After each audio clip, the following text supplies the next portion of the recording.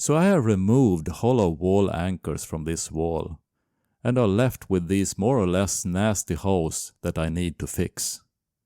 And I wanted to do it in a way that restores the integrity of the wall, should I want to hang something of it in the future.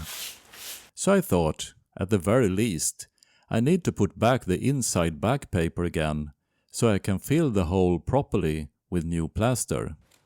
But how on earth could I do that? If you like my videos, feel free to do nothing. Just grab a cup of coffee and enjoy.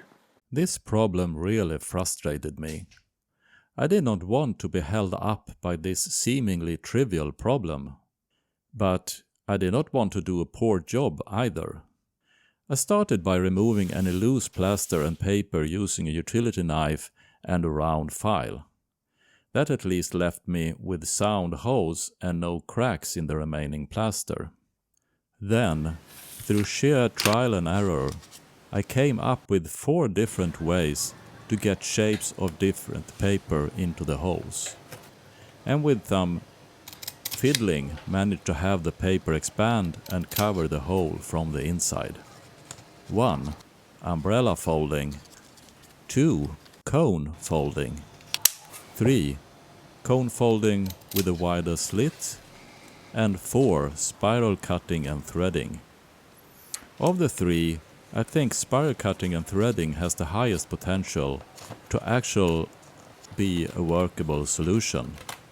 Done right, I managed to thread a spiral of cardboard through the hole and have it reform to a flat surface again on the inside.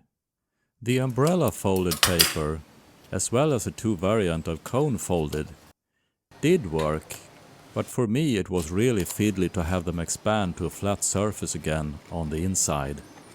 Now, the problem for me was that I had to fight against the insulation and the vapor barrier inside my hollow wall.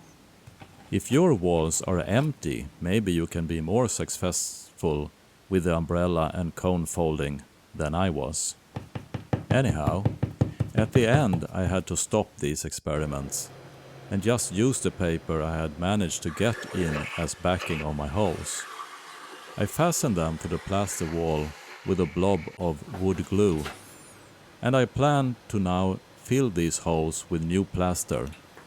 At least I have some paper there to have the new plaster rest against.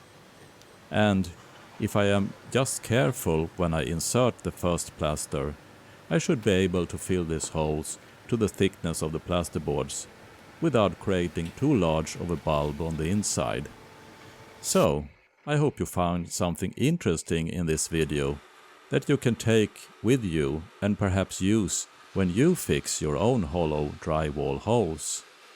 So, if you have, thank you for watching and see you next time. If you like my videos, feel free to do nothing. Just grab a cup of coffee and enjoy.